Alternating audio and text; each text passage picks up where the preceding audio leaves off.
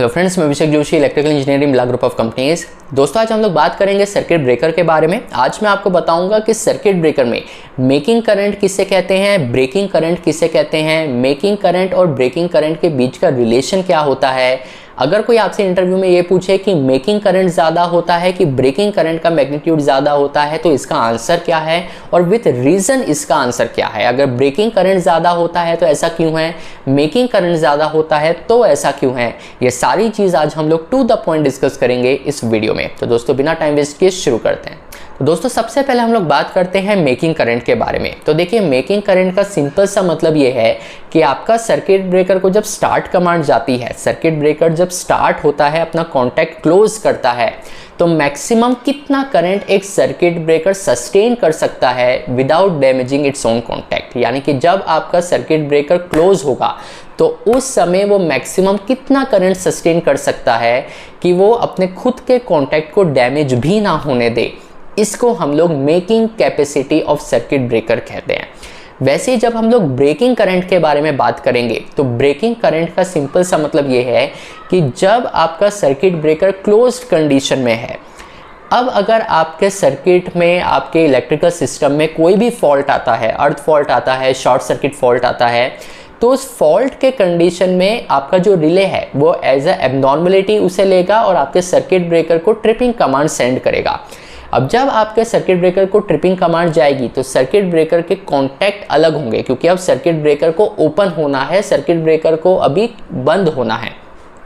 तो जब circuit breaker के कॉन्टैक्ट ओपन होने शुरू होंगे तब आपके सर्किट ब्रेकर के जो कॉन्टैक्ट्स है उसमें फॉल्ट करंट कंटिन्यूसली फ्लो हो रहा होगा। देखिए, मान लीजिए कि आपका सर्किट ब्रेकर क्लोज कंडीशन में है और आपके इलेक्ट्रिकल सिस्टम में अर्थ फॉल्ट आता है या शॉर्ट सर्किट फॉल्ट आता है। अब फॉल्ट करंट कंटिन्यूसली आपके सर्किट ब्रेकर के कॉन्टैक्ट के थ्रू फ्लो हो रहा है।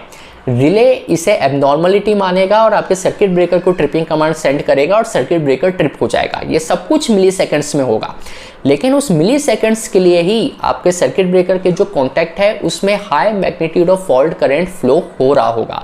तो breaking capacity of circuit breaker या ब्रेकिंग करंट हम लोग इसी को कहते हैं कि जब आपके इलेक्ट्रिकल सिस्टम में फॉल्ट की कंडीशन होगी तो आपका सर्किट ब्रेकर मैक्सिमम कितना करंट सस्टेन कर सकता है without damaging its own contact, ये उसका ब्रेकिंग करंट कहलाएगा, ये उसका breaking capacity of circuit breaker कहलाएगा।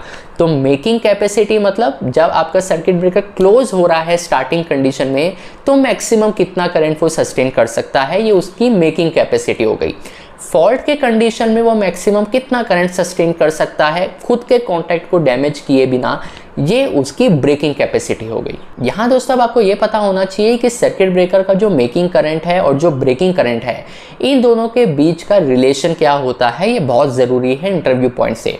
तो देखिए, making capacity of circuit breaker is equals to 2.55 times of breaking current होता है, या फिर breaking capacity of circuit breaker भी आप बोल सकते हैं। तो बेसिकली ये है कि सर्किट ब्रेकर का जो मेकिंग करंट है is equals to 2.55 times of breaking current of circuit breaker. तो यहाँ ये चीज़ क्लियर हो गई कि आपके सर्किट ब्रेकर का मेकिंग करंट ज़्यादा होता है as compare to breaking current, यानी कि सर्किट ब्रेकर की जो मेकिंग कैपेसिटी है वो हमेशा ज़्यादा होती है as compare to breaking capacity of circuit breaker. अब आपसे ये भी पूछा जाएगा कि ऐसा क्यों है। नॉर्मली सुनने में, सोचने में ये लगता है कि सर्किट ब्रेकर की जो ब्रेकिंग कैपेसिटी है वो ज़्यादा होनी चाहिए, क्योंकि फॉल्ट के कंडीशन में वो कितना मैक्सिमम करंट सस्टेन कर सकता है इसकी कैपेसिटी हमेशा ज़्यादा होनी चाहिए, क्योंकि फॉल्ट करंट में हाई मैग्नीट्यूड ऑफ करंट आपके सर्किट ब्रेकर के कॉन्टैक्ट में से फ्लो होने वाला है, तो ब्रेकिंग कैपेसिटी ज़्यादा होनी चाहिए। पर ये इक्वेशन ये कहती है कि making capacity of circuit breaker ज़्यादा है as compare to breaking capacity of circuit breaker.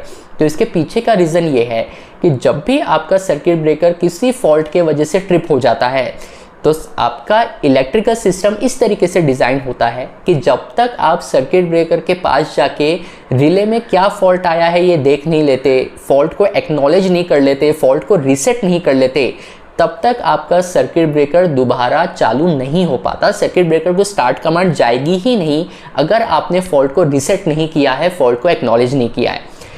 ऐसा सिस्टम बनाने के पीछे का रीज़न ही ये है कि अगर मान लीजिए मेरे सिस्टम में कोई फॉल्ट है, मेरा सर्किट ब्रेकर ट्रिप हो गया है, रिले में कोई फॉल्ट आया है, शॉर्ट सर्किट फॉल्ट आया है, अब अगर मैं उस सर्किट ब्रेकर को, उस इलेक्ट्रिकल सिस्टम को बिना फॉल्ट को एक्नॉलेज किए, बिना फॉल्ट को रीसेट किए अगर स्टार्ट करवा दूं और मेरा सर्किट ब्रेकर फॉल्टी कंडीशन में अगर अपना कांटेक्ट मेक कर ले, तो फॉल्ट कंडीशन में अगर आपका सर्किट ब्रेकर ऑन होगा तो उसका करंट का जो मैग्नीट्यूड है वो बहुत ज़्यादा जाएगा। कितना ज़्यादा जाएगा? 2.55 टाइम्स ऑफ ब्रेकिंग कैपेसिटी जाएगा।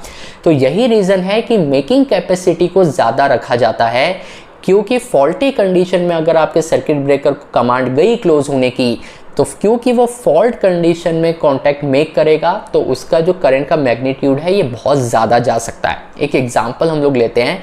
मान लीजिए कि आपका एक सर्किट ब्रेकर है जिसकी ब्रेकिंग कैपेसिटी 40 किलो एम्पियर्स है। 40 एम्पियर नहीं, 40 किलो एम्पियर है। अब अगर उस सर्किट ब्रेकर को आप फॉल्टी कंडीशन में ऑन करते हो तो उसका जो करंट है ये 2.55 टाइम्स ऑफ 40 किलो एम्पियर तक जाएगा, यानी कि लगभग 100 किलो एम्पियर तक उसका मेकिंग करंट जा सकता है। तो यही रीज़न है कि मेकिंग कैपेसिटी को हमेशा ज़्यादा रखा जाता है as compare to breaking capacity of circuit breaker. तो इंटरव्यू पॉइंट ऑफ व्यू से मेकिंग करंट क्या होता है, ब्रेकिंग करंट क्या होता है, दोनों के बीच का रिलेशन क्या होता है, मेकिंग करंट का जो मैग्नीट्यूड है या मेकिंग करंट की जो कैपेसिटी है ये ज़्यादा क्यों होती है ब्रेकिंग कैपेसिटी के कंपैरिजन में, ये सारी चीज़ें आपके माइंड में क्लियर होनी चाहिए। ये वीडियो अगर आपको पसंद आया हो तो अपने दोस्तों से भी इसे शेयर करिएगा। मैं आपसे मिलता हूँ अगले हफ्ते ऐसे एक इंटरेस्टिंग टॉपिक के साथ। तब तक अपना ध्यान रखिए। Good bye.